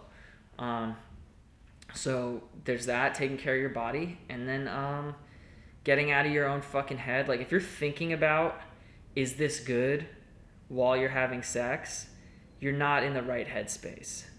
Like, is she liking this? Like that, you're just, it applies to everything. Like, yeah, you shouldn't be in your head at all, right? You should be in your body, into it as well. Yeah. That's one of the things I'll do before banging a girl is I'll literally meditate with her, because I just found that is like one of the best things to do prior to having sex. So you just feel so connected. So I'll do like meditation. I'll do like an eye contact connection exercise that I lead them through, and then we'll go into it. It's so funny. Like people a lot of people associate drinking, like alcohol, with sex, and that's like one of the worst possible drugs to combine with sex. And I liked a lot of what you said on your rant. And it is a lot of like gauging her feedback, asking questions, but also like gauging how she responds to certain things. If she pulls your hand away, if she's more comfortable, if she gets more turned on by something. Another thing would be starting slow and building into it. So not only just like your rhythm and things like that, but even things like choking or slapping or spanking. Yep. You start slow, and that way it does a couple things. When you start slow, it gives them a chance to say no without you doing it too aggressively. Like if you just go lightly like that, just a little bit, just touch their neck, and you say like, you like that, or how's that, or something like that, And she's just like, Sometimes they'll pull away. Sometimes, like, they don't give you real feedback on it. Then you just like, okay, cool. But it's not like you fucking choke the shit out of her. Yeah, that's scary. And then the second thing it does is if they are into it, it offers a chance for things to build up. Like, it offers, like, to build that crescendo up, because then you do it a little bit more and they want it more. And the more they want it, the more they want it. You know what I mean? So it's like... Yeah, and sometimes girls will put their hand around that and push it in more, so they like, as a way to show they want it more, you know. Cool. And I think ultimately that just comes down to communication, right? It's like people always say that's how you have the best sex. It's the best communication. Sex is essentially communication between two people. Yeah, I mean, it's like a very deep... It should be a very deep form of communication. So yeah, just finding boundaries and doing it in like a non-needy, like weird way, is, yeah, it's just super important. Like, she'll never come if she's not comfortable, or almost never. I don't know. Some girls they'll just fucking come no matter what you do, but like for the most part, like that's the first stage in her actually orgasming, is like being comfortable with you. It's so mental for these girls. They say relaxation precedes arousal, right? So the more relaxed that she can be around you, the more aroused that she can be as well. There's like audio erotica that's like this. It's basically like the first half of it is essentially like a guided meditation that makes you relax, and then the second half she's like, now that you're relaxed, we can start to have some fun, and you just get like hard immediately. Yeah, it sounds pretty cool. Cool. I mean, what's another one that we have? So yeah, you covered like delaying your ejaculation really well. One thing I would say, and this is kind of how I guess we would differ, is I do think porn impacts erectile dysfunction. If you're like you said, you're a entertainer. If you're constantly like being entertained by these like hyper sexual different like things that you don't have access to as you're a beginner or intermediate. I don't disagree. What makes you think I would disagree with that? Oh, okay. No, I think, look, man, like, again, it's like we're all adults, and they're like, there's an absolute overconsumption. Like, I watch plenty of porn. I never experienced that issue. Some people do, and some people, they get carried away with things, and in almost kind of back to the whole, like, it's entertainment, it's not education. In the same way, it's like, yeah, you can overdo it. Like I can drink too much water and I can die. Obviously, it's a little bit easier to overconsume porn, and it is. I sell an addictive product. Like, it can be addicting for some people, but it's not addicting for everyone. And that's for everyone to kind of manage on their own. It's like, where do we draw the line between, like, you know, McDonald's, and I'm not saying like McDonald's is still open and there's other things that take place. Like, it's just, I do think if you're having problems with that, porn probably isn't the best decision to continue, like, do, like, or at least give your brain a reset. It's just like overstimulation, you know what I mean? And it gives you like this it can disconnect some people. And the time that you spend, like, let's say you're not watching porn, let's say you masturbate once a week, the time, once you get into that like horniness phase, you start to get turned on by like the way a girl smiles, or like the way she holds your hand, or just like sitting next to her. Like, you get turned on by these things so intensely. And I think what you said is true. It's a matter of how much stimulation it is, because, for example, like McDonald's, if you're eating like let's say you're drinking lemonade and there's like 3 scoops of sugar in it. Then if you drink one of these, this is like a sparkling water or whatever that just is like has some flavor. You'd be like, I need sugar. I need more sugar. Yeah, it's just, and on the flip side of that, it's like, if I'm a relatively healthy person, I exercise, most of the foods that I consume are healthy. And then, like, on a cheat day, I went and I had a fucking McDonald's burger. Like, in the overall scheme of my life, is it really going to impact? Like, I would never eat McDonald's for a multitude of reasons, but that's besides the point. But for, like like objectively looking at it, like, is it gonna really affect? Look, even like the worst fucking thing you can do for your body, like smoking a fucking cigarette or something. Like, if I was a relatively healthy person and I did my cardio and I lifted weights and I ate healthy, and then once a week I smoked 1 or 2 cigarettes, like, it probably wouldn't have like a massive effect on my overall life. Yeah, I think the thing that comes in with that is that like you said, it's an addictive product. Like nicotine, when people do drug analysis, they take nicotine out of it because it skews the data so much. Because it's like 35% of people who smoke 1 cigarette become like habitual users or whatever. So I think that also comes down to like your personality. If you have an addictive personality type where if you do something, like that's me. If I do something, I fucking, I want it. I want it like all the time, right? So that's why I'm never ever in my life gonna smoke cigarettes. I have a 0 tolerance policy with alcohol because sometimes I'd say for actually maybe the majority of people, a 0 tolerance policy is probably pretty good, right? If you just build up the habit of saying no to something, it makes it easier to say no versus if you're like 99% no, but on New Year's I'll have a drink and then this. Depends on the type of person you are, but depends on the type of person you are for sure. But no, I think finding that line for where your comfort level is and what you like, I think a lot of it comes down to just like developing as a human, like the person that like the confidence and all. Like I think where you're lacking in certain lives, like people, where you're lacking in certain parts of your lives, people try to fill with other parts of their lives. This is a very good point. There's a million ways to like fill those voids, and I can almost guarantee that if you picked up a glass of beer or whatever, like if you drank like occasionally, you're at the point now in your life where you've done enough work on yourself where you'd be able to control it, whereas maybe a younger, like less experienced, more insecure, trying to find his way in the world, Austen, like might have gone out of control. Like I had all sorts of issues when I was younger, and like I don't face those issues anymore. One of my favorite quotes on addiction is that the opposite of addiction is not sobriety. The opposite of addiction is connection. And they found that the veterans that were doing heroin in Vietnam that came back to families and good social lives and their friends and their wives and or people they're dating, they didn't find the need to continue it. But the ones that came back and had nothing, those are the ones who became like the Vietnam vet stereotype of like the guy in the wheelchair doing the heroin or whatever. So yeah, I agree, and that's why I teach what I teach. Because if these people are, I say like a better goal than not watching porn or not masturbating is how about you go out and date girls that you like, and then you're blowing your loads on girls that you like. Well, it's like filling it with something else. Like if you're addicted to junk food, it's not don't eat, it's eat better things. It's like you fill your life with like who are the type of people that are most likely addicted to porn.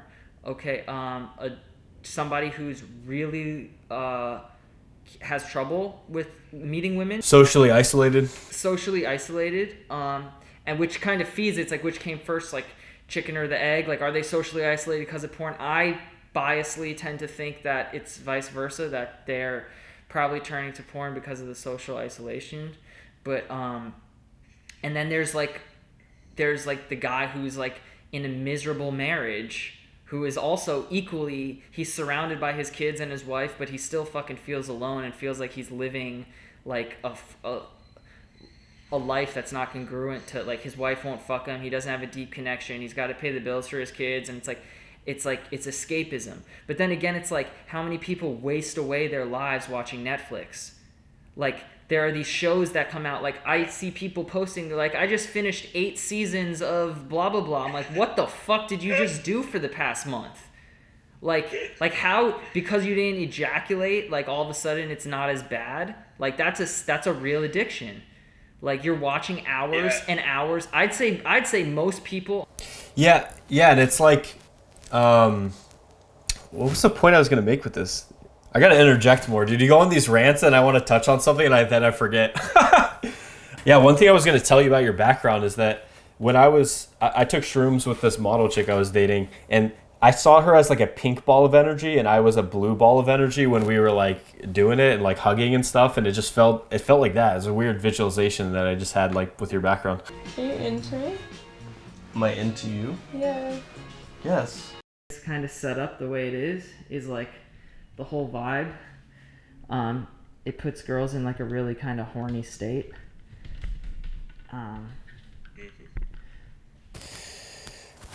But yeah, what you're saying is that people basically give into a lot of those addictions and patterns. And there's a great meme that I'll post right here. It's like the I don't do drugs starter kit. And it's like alcohol, cigarettes, weed, yeah, like prescriptions.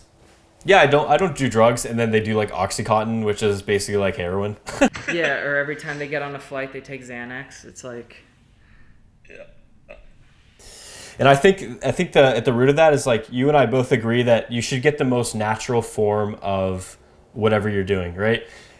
For sexual stimulation, you probably should be having sex with real people instead of socializing online or getting your socialization through like following characters in a show. It should be probably in person. Instead of gaming on your phone or your computer, you should kind of make life your game and make, your business or whatever, kind of gamify that. As what's his name? Seinfeld says, he's like, I want to be remembered as a guy who played the game of life well. Yeah, I mean, it's like, here's the thing, like, I'm not here to demonize or criticize, like, there is a place for escapism in our lives. It's like, look, we only have a certain amount of time here, and we got to enjoy it the way that we see fit, but there's just certain things that are generally going to lead to a more pleasurable, fulfilling existence. And it's like, I think there's a place for porn, and like I think, dude, couples watch porn like together. Like there's benefits to it. I was gonna say this, that I think for my kind of person that's probably not the best, but I think in moderation or in very small sessions, or to literally watch it almost for like research. It's like, I could try this with her. Oh, this is an interesting thing to do. Oh, how could I do a threesome? Like, this is a way to visualize it. And I think one thing you could do is literally have an education class as well. Like, aren't there some porn stars that do like a how to teach sex thing they sell? I maybe I'm not too up on that stuff. Okay. But yeah, no, I mean, I'm sure there are people that have branched out into that area. Yeah, but I mean, like, yeah, there's a million ways to like live this life, and it's up to people to make that choice. And yeah, I have had dilemmas in my head about like what I'm putting out into the world, and like how much good am I doing, and how much people are gonna do it anyway. This is what I'm gonna say to kind of like expunge, or what, I don't even know how you say, but it's an attention economy. People are gonna put their attention in either other places, right? So if you're in the system or out of the system's still gonna be there. And I think as a personal level, like you doing that is like an awesome way to live your personal existence. Like, dude, you have girls coming over to your house to have threesomes with you on a regular basis, and that's like the first time you meet them and stuff like that. And then on a societal level, yes, there are consequences, but dude, for you living I've contemplated doing this as well, because as I don't know if you know, I have like a terabyte of private porn that I've filmed. So I mean, well, I think that like selfishly, yeah, I mean, that's why I got into it. I wasn't like, okay, I'm like, dude, I get paid to have sex, like, no brainer here. So like, for like that, but like, as time goes on and the novelty wears off.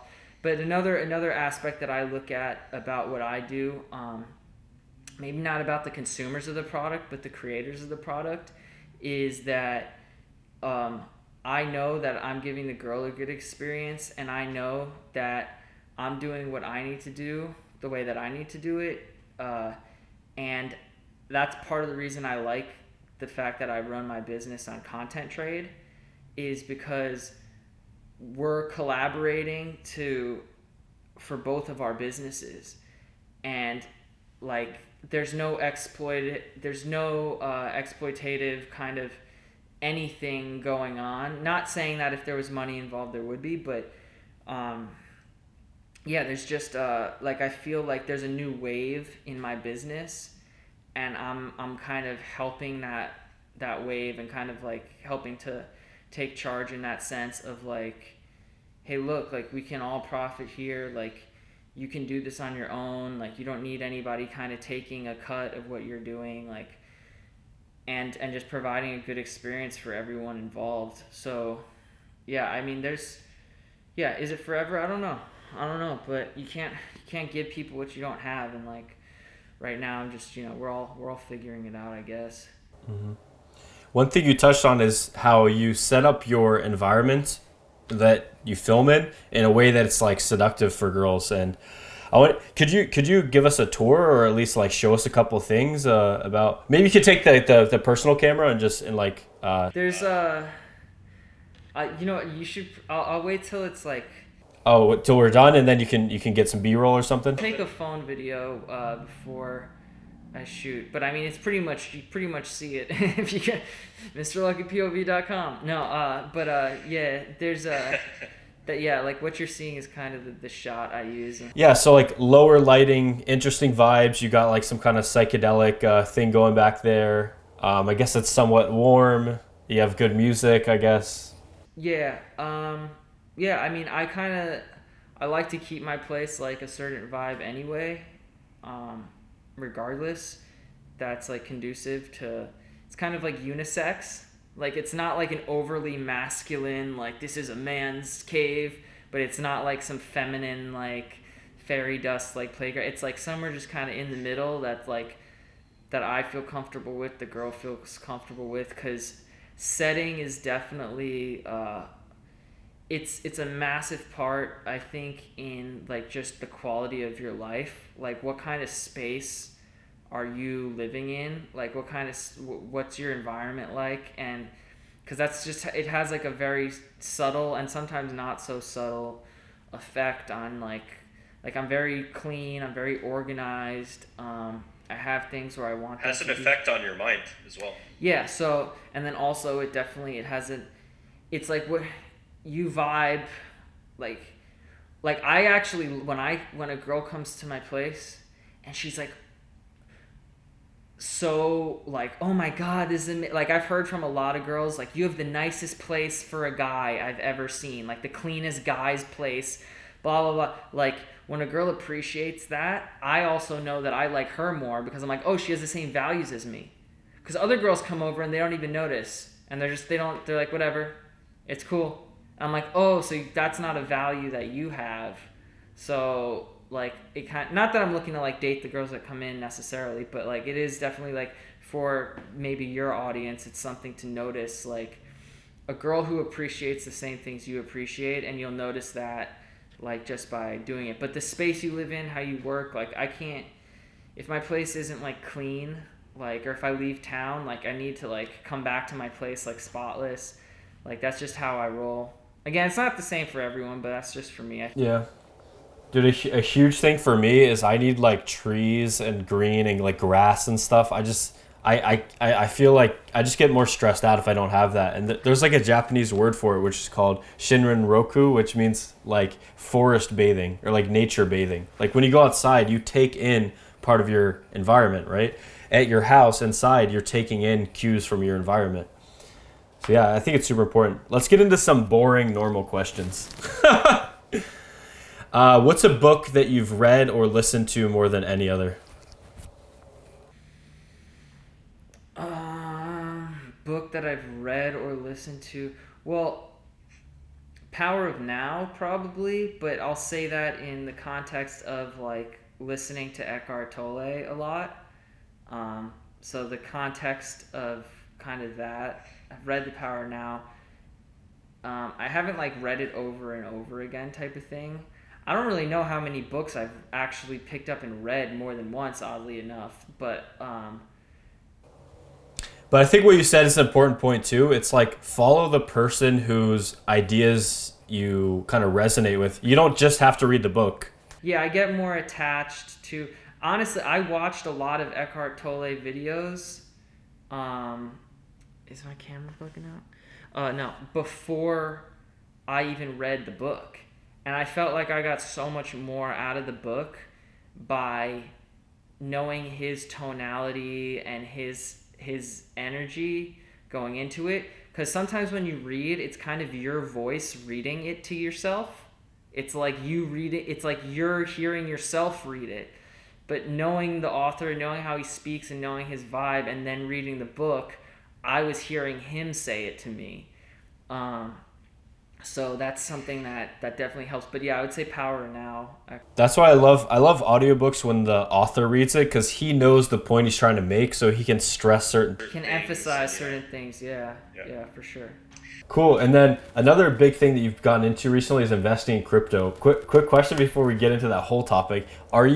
Do you accept crypto on your website? And if not, like, would that be something that I just had a discussion with my business partner, because I'm not a tech guy. Like, I didn't build my site. Like, I don't deal with like the traffic, and like I don't know really. I'm on the creative side, and I have a business partner who helps me with all that other shit.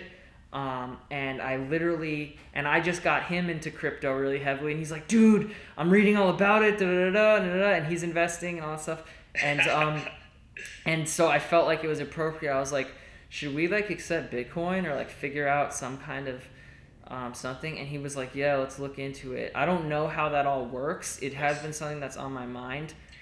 Dude, the person to talk to is the one of the guys in that crypto group I added you to, David Bond. Like, dude, you scan the website, it waits for the confirmation, then sends the information for the login and stuff to them. Yeah, you should definitely look into that, man. You know, one thing this football player was saying, he was like, you literally have to increase your salary 20% every single year to just keep pace with inflation. So this football player, he's getting paid in crypto now. Yeah, he's like, that's the only thing that really is holding its value, really. And what cryptos do you like?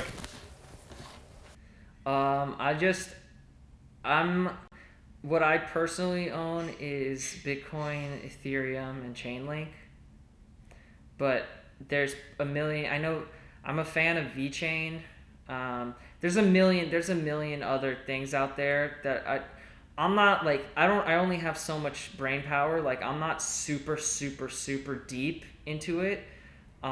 I'm deeper than most people. Like, I understand the space, but in terms of like all these other projects and trading altcoins and this, that, and the other, I'm more of a buy and hold. I just kind of believe in Ethereum and I believe in Bitcoin, and I just acquire and kind of just hang on to it. So yeah, for me, I think Bitcoin is great because it's like the first iteration, right? It's the thing that people know when they hear Bitcoin, they think of it.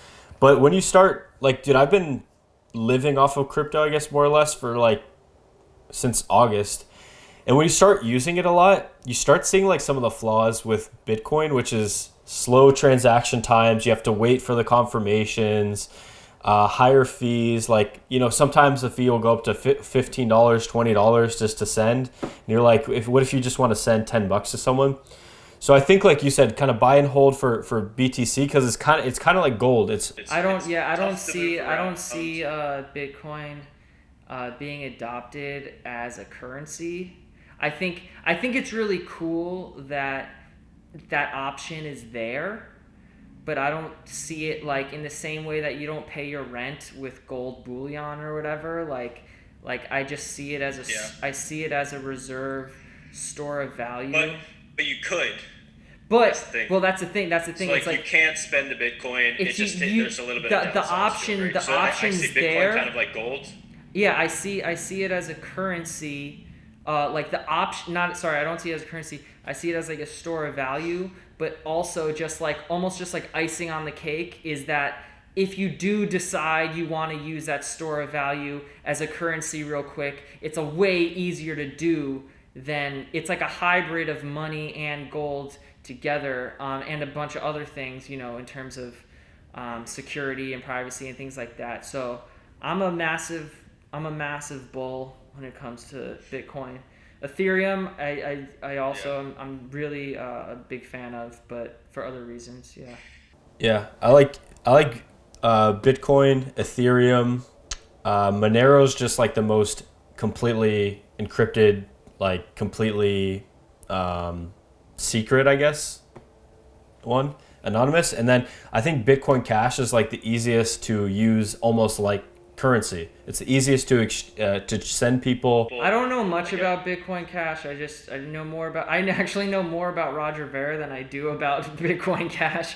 But yeah, no, I'm sure it's, yeah, there's Just the experience of using it is 10 times easier, and like you get it instantly arrives and gets into your account, and the fees are less than a tenth of a penny. So that I like about it. It's like boom, boom, boom. It's really easy to send. But I like I'm naive on certain things because I don't have the user experience of really transacting all that much, because I just acquire and hold it. So I have sent little things here and there, but it's not something that's like a massive part of my life. It's like I just kind of, I buy and hold. So in terms of the speed and the fees and things like that, it's not something I'm like super like. Dude, it's pretty cool. We'll talk in the crypto group. I'll send you some like cool things to use, and especially if you start accepting in different cryptos, like, dude, you're gonna. I'd absolutely love, like, if I could do it tomorrow, I would. So I'm like something I'm interested in doing. Yeah. Nice. And yeah, it's cool to do the experience of living on crypto and seeing, like, because they're basically, as you know, they're like rebuilding the entire financial system, but in a crypto space.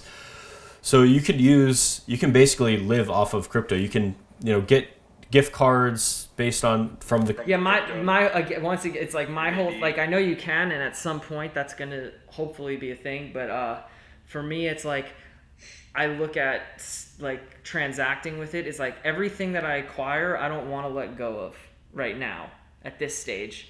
Like, I don't want to buy a sandwich. I don't want to pay a friend. Like, cause I view, especially at this stage, I view it all going up so tremendously that whatever I use for money is actually costing 10 times more than that. Like, if this thing 10x is like, and I paid someone $5, like, I actually paid them, in my mind, I actually paid them $50 because I believe that this is going up so much. But I totally know what you. To tie it back into porn is like, what a lot of people don't know is our industry, our business is oftentimes a kind of like a trendsetter.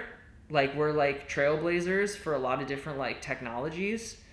Like porn, if I'm remembering correctly, porn kind of moved into VHS like before like the normal movies did. DVDs as well. VR, like porn is like really getting heavy into VR tech. We're always kind of trying to stay a little bit ahead of the curve. And now porn with crypto, like there are sites that are accepting it and starting to mess around with that. And there's actually a porn crypto coin there's a couple, but I think there's one called Spank Chain.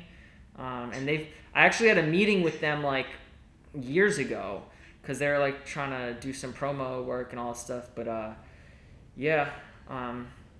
we're an open-minded group of people, so technology seems to also be something that we're drawn to.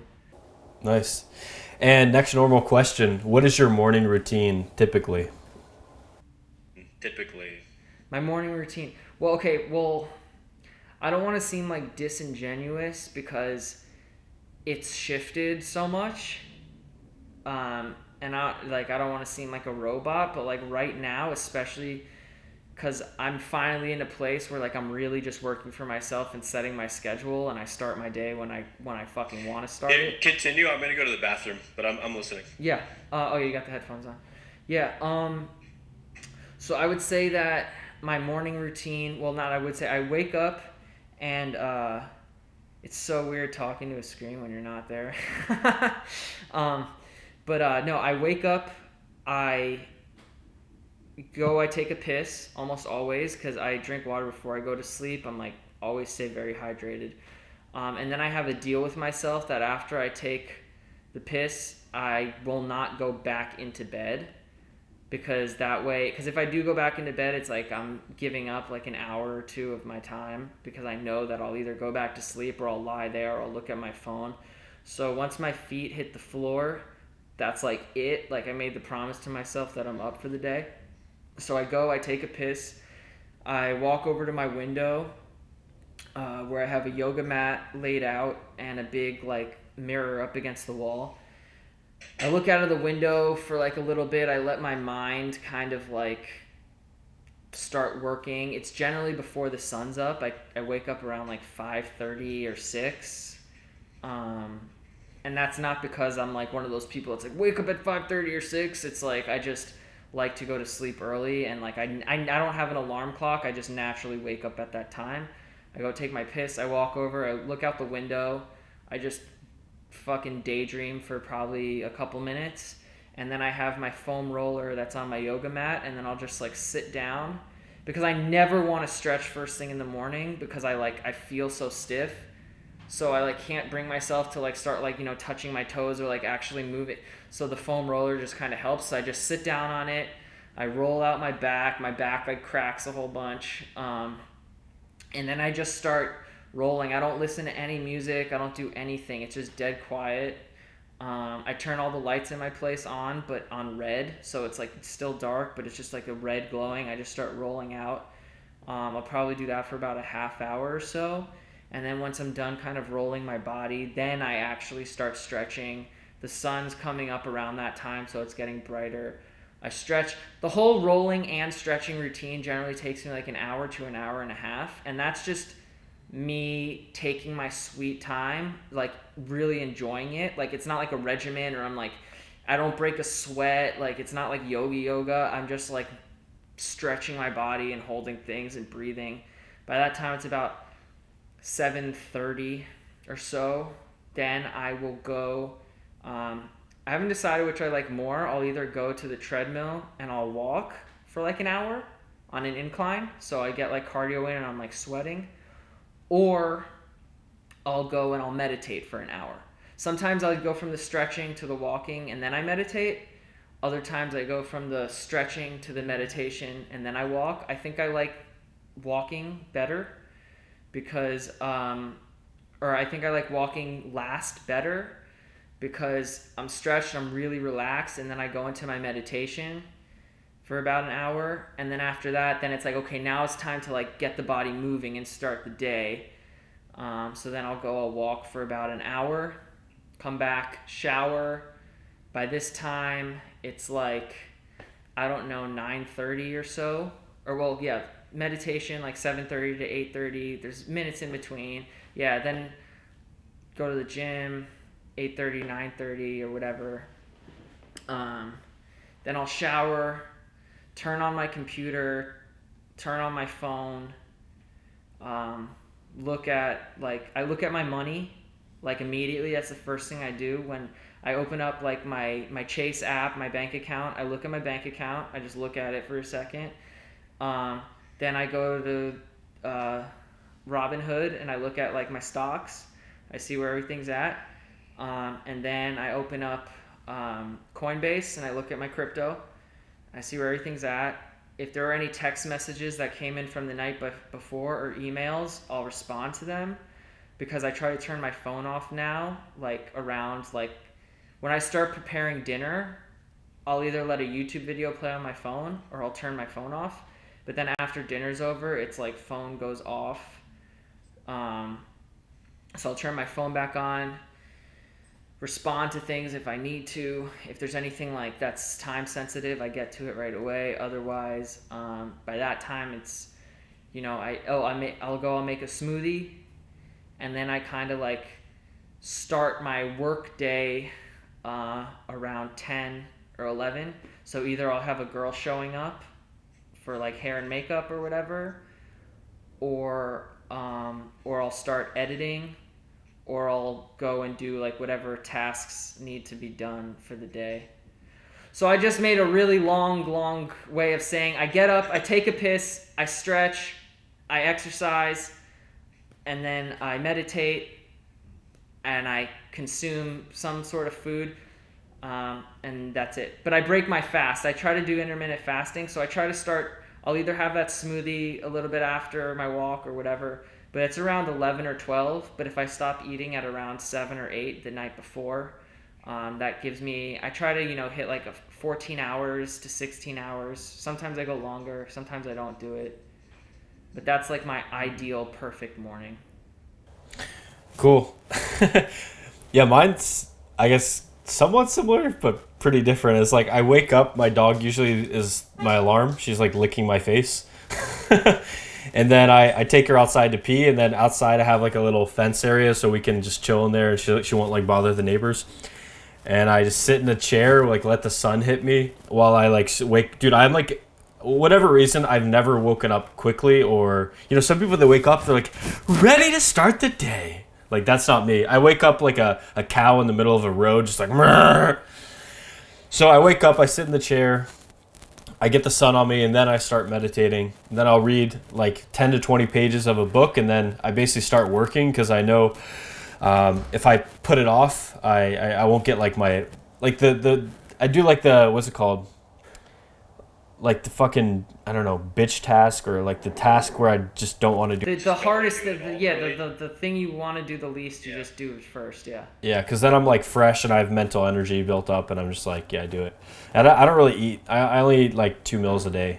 Yeah, I'm kind of on that 2 meal a day thing, maybe some fruit in between.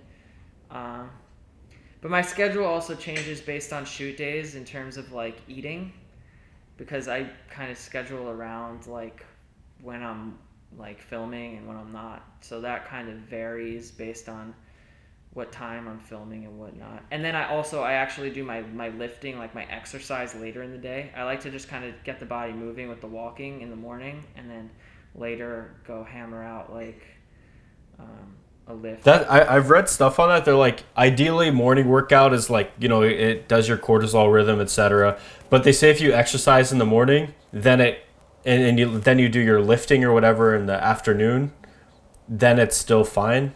I don't know. I feel like, dude, if you go to the fucking gym, like, I'm not here to be. All messed up. Yeah, I'm not here to be a professional athlete or a bodybuilder. I think if you can just get your ass into the gym, like don't stress on the exact, like, oh, I fucked it up. Like, dude, if you're working out every day or most days and eating healthy, like, just focus on that. and for you, because of your career, you need to have great sleep. Like, sleep is what's building those building blocks for you to do what you do, basically. And I like that you said you kind of have a natural rhythm with your sleep. You fall asleep, then you wake up naturally, and then I haven't woken up to an alarm in years. I don't go back to bed. Yeah, no. I haven't woken up to an alarm in years. Like, I can't think of a more horrifying way to start your day than like, like, what the, like I could never, that's not, I don't work for myself. I didn't bust my ass as hard as I've fucking worked all these years to wake up to that noise. Like, taking all the risks and doing everything I do, like, that's like the first thing. And I think for some of the people here that are listening that have a really shitty sleep schedule, the fastest way I have found to get yourself in touch with the rhythm of the earth in terms of your sleep is go on like a 3-day camping trip. You're gonna wake up with the sun whether you like it or not. There's heat, sun, light. You're just like, ugh. You wake up, right? Yeah, I like these photography lights, because you can not only can you dim the lights, but you can make them more like a orange hue. Want to see something that really impresses the ladies? Alexa, lights blue. Alexa, lights green. You'll see it better on this angle. Okay, so yeah, I was wondering about your evening routine. What do you do before bed? I know you said you drink water or whatever. Is there anything? Do you like dim the lights more? Do you like not touch your phone, or what's the deal with that? Yeah, no, my ideal night routine is I'll eat, and then my phone will either have been off or go off shortly after that. Well, I'll work out, then I'll come back, I'll eat, then I'll shower, because generally I'm hungry and I just want to eat before that. So I like to actually shower and then go to sleep. If I didn't work out, I probably won't end up showering. But yeah, just pretty much eat and then like get in bed and have I put like the thing on my face for the light. And then I'll say I'll tell Alexa to put on like sleeping music or meditation music or spa music. And that goes on, and then like I pass the fuck out. Dude, there's this one song I've listened to more than any, and it's called Weightless by Marconi Union. And it's like, it was basically this band that like makes kind of like meditation style music or whatever, that met up with like sleep scientists, and they created this song that's just like, even the rhythm of the song is to like put you into the kind of like almost like sleep like state. So yeah, I really love that. I often fall asleep to podcasts though. Yeah, I've never had a problem like falling asleep. Like my friend has a joke with me. You know how it's like when people are down to fight, it's like anytime, any place. Like he says that to me about sleeping. Like just like anytime. Like I'm pretty good about going to bed. But yeah, just try to avoid the fucking like the phone lights, really, artificial lights. Yeah. All right. That's pretty much it, man. Anything you wanna say that you feel like we didn't touch on? I think we spoke quite a bit, but we never got to the cons of my business. Oh, dude, go by all means. Well, No, we're good. I want to end on a positive note. Maybe we'll do a follow-up. Okay. sounds good. There's not many cons, though. I'm a pretty happy guy, so. Not bad. All right, we'll end on a note of positivity. Thank you to Mr. Lucky POV for doing this podcast. Yeah. Thanks for having me.